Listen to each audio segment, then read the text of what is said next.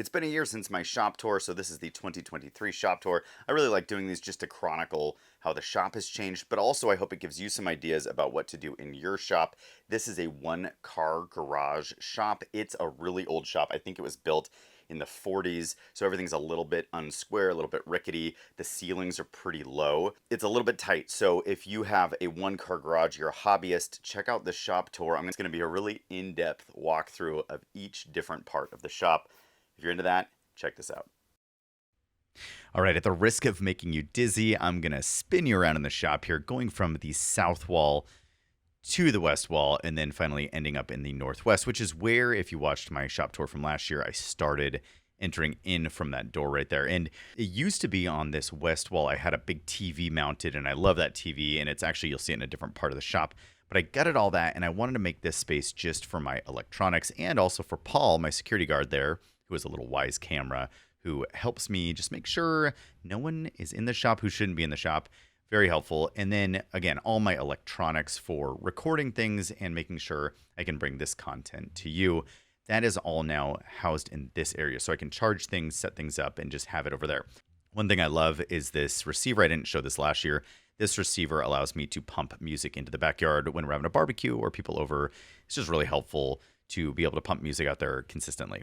I also have a 60 amp sub panel with a circuit breaker in case any water hits it or anything like that. I'm not going to have any fires, hopefully, from that. As far as safety goes, though, I have all of my masks here. I also have my protective glasses and earplugs and filters, and then first aid here in the drawer right in the corner. I try to mark it just so people would know if they happen to be here and my hand's cut off, they could wrap up my hand for me, which would be nice. If you don't have any of this, just kind of quick flex tape. It's really helpful if you get a cut and you want to keep working, you can wrap it around the Band-Aid so the Band-Aid doesn't kind of fall off in your gloves or something like that. Down the north wall here is my kind of main bench here that, like so many people talk about in shop tours, it becomes kind of a catch-all for a lot of things. But by and large, I've kept it pretty clean and free from just a surface that gathers a whole bunch of stuff. I also recently drilled in a whole bunch of holes for screwdrivers. This is not the most elegant solution to screwdrivers, but I find that I need screwdrivers. It's also a place where I had a weird beetle infestation. I think it was an ash beetle. I killed them all, and now they just kind of rest there with the legs up in a very sad way. Last year I said I'm not going to show drawers because people grow tired of drawers.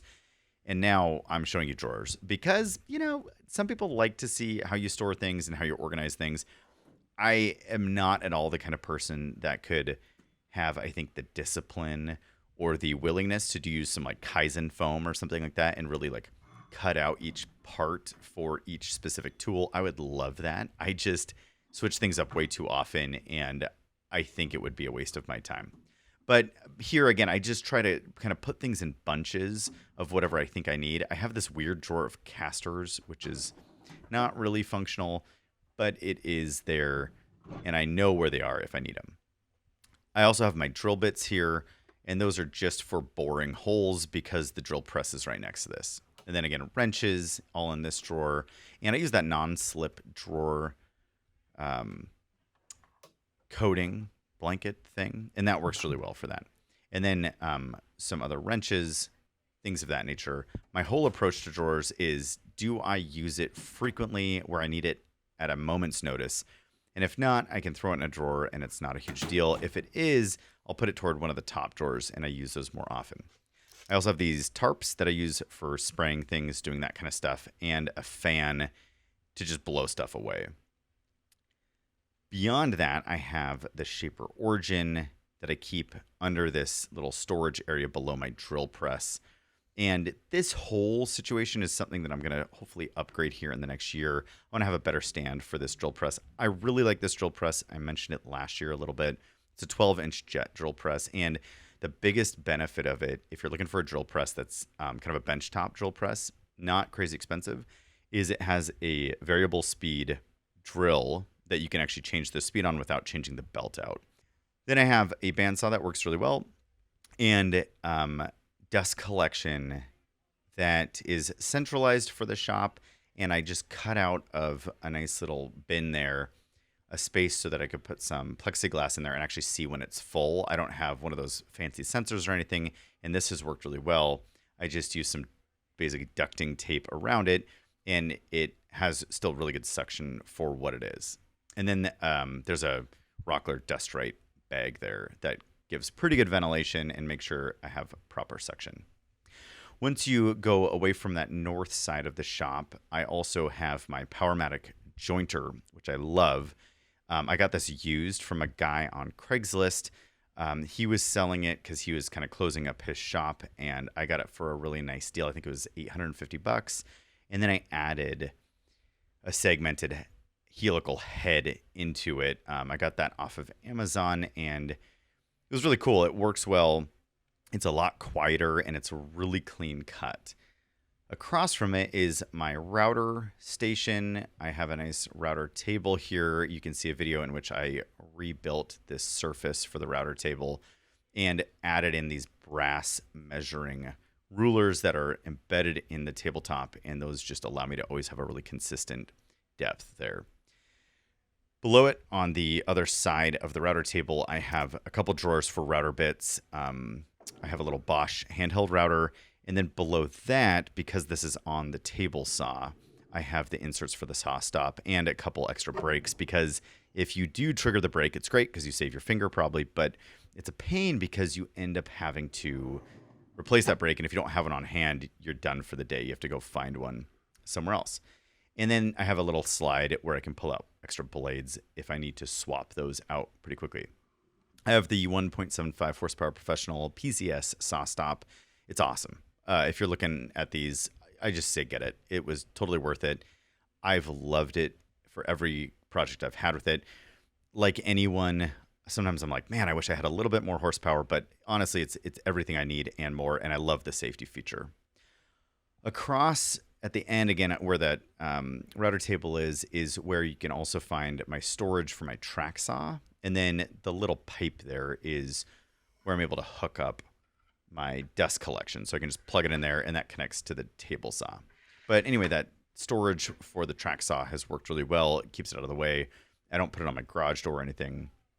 And below it is just a whole bunch of yard waste stuff. So just to reorient you, I'm now standing at the west side of the garage at the garage door, and I'm kind of looking into the garage. And I have this outfeed table above the table saw, and on that outfeed table is this DeWalt planer. It's a 13-inch. This is the one like everyone has. It's the 735, and I have on that also a helical head insert that I put in there. And again, the helical head world, man, that is just so good. If you're a straight knife person, I've loved the helical head. Rotating from that, I have kind of the south side of the shop, which is my yard work, because it is a garage. We use it obviously just for garage-like things. So I have all my yard stuff. I've tried to make it as small as possible in this corner. And what I like about this Ryobi mower is you can actually set it on its end, and it just saves a lot of footprint because most mowers take a lot of space. And then I just try to hang everything and keep everything as much out of the way as possible. I keep some books on hand because, again, when you're doing home renovation stuff, it's always helpful to be able to reference that.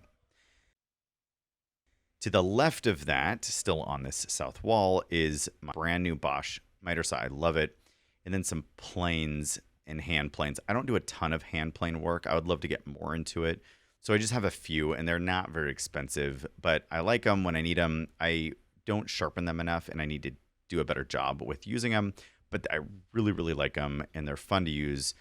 Every now and then I'll get into a hand planing kick, and it is well worth the time.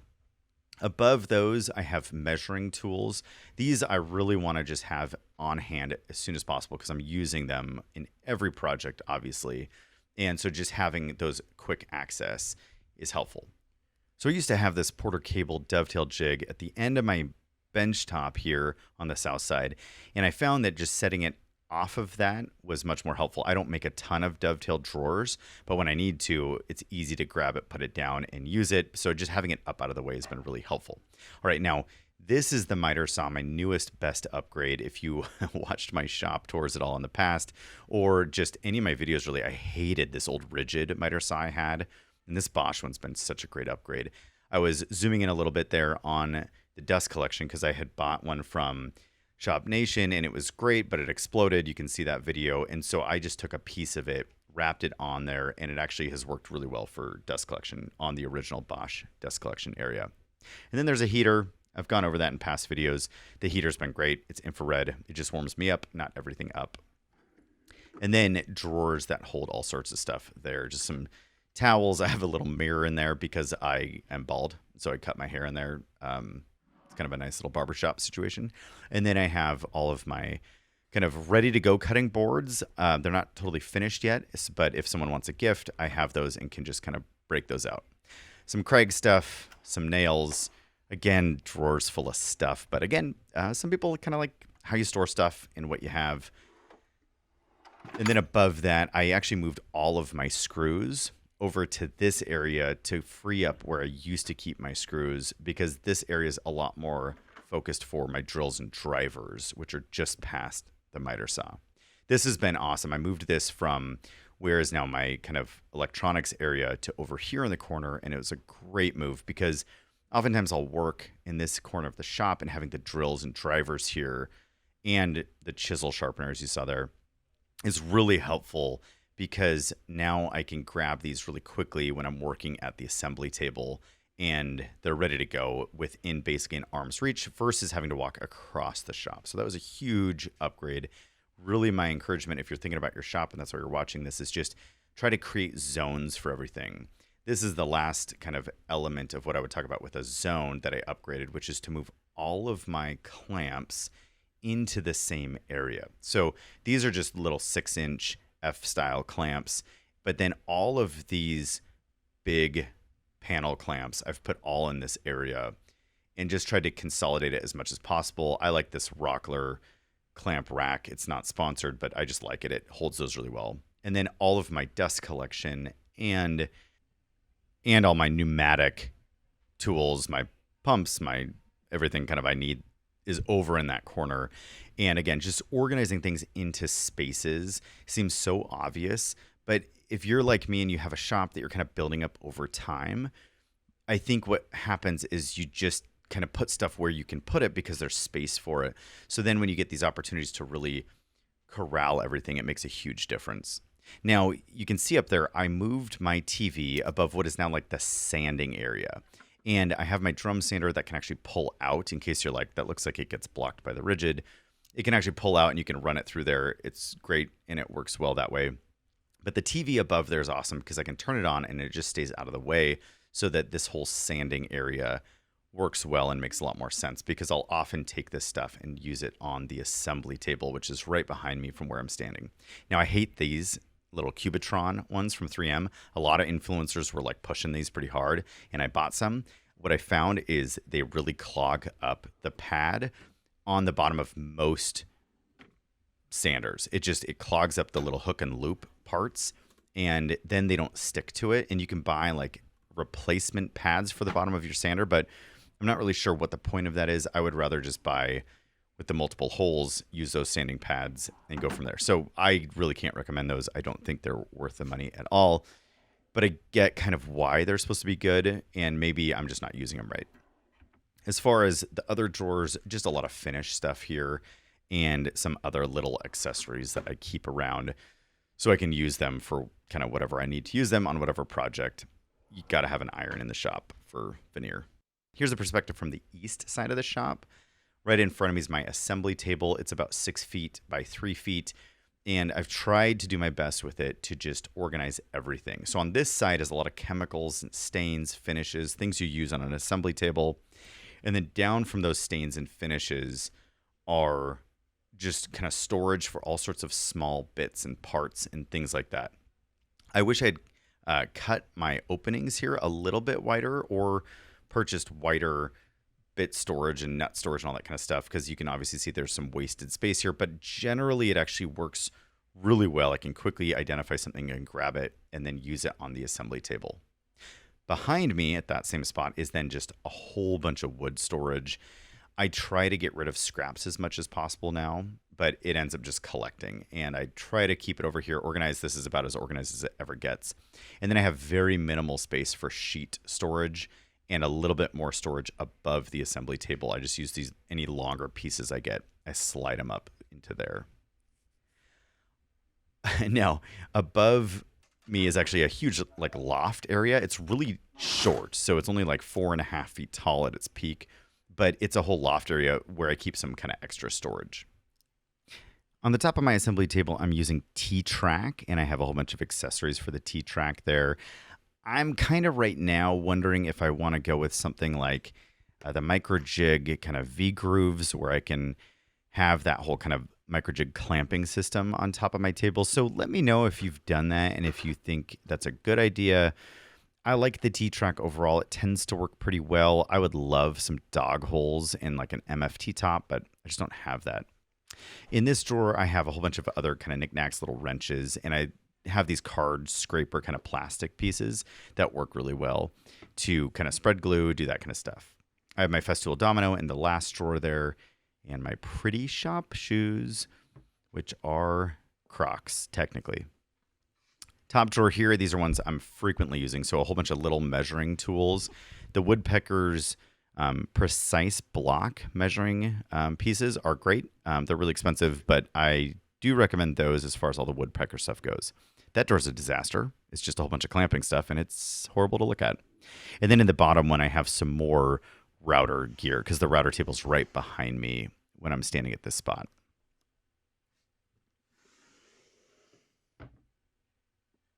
From the bottom here, we have more tape. I have this a pretty nice open drawer full of tape. And above that, all of my kind of fillers, epoxies, pastes, a whole bunch of that stuff that I tend to use a little bit more often than the other side of the assembly table. And then lastly, just some marking pens and permanent markers, batteries, things I kind of need, scissors around the shop from time to time. And above this, I showed this in another video, and I'll show it probably again in another one. I just really have liked this concept, which is to have basically like a center drop-down area where I put all of my tape measures, and then I also have some frequently used measuring tools above that area. It just becomes this little trough that allows me to never lose tape measures. I always stick them up there at the end of the day, and I can see them easily when I walk in the shop and know if I'm missing a tape measure or I need to kind of find something. So just to reorient yourself, here's a last pan of the shop. This is kind of what it looks like on any given day, although usually it's a lot messier. All right, thanks for watching. That was the 2023 shop tour. If you want to see my top 8 tools that I got this year, things I upgraded, things I like, I'm going to cover that more in depth here in this video, so check that out.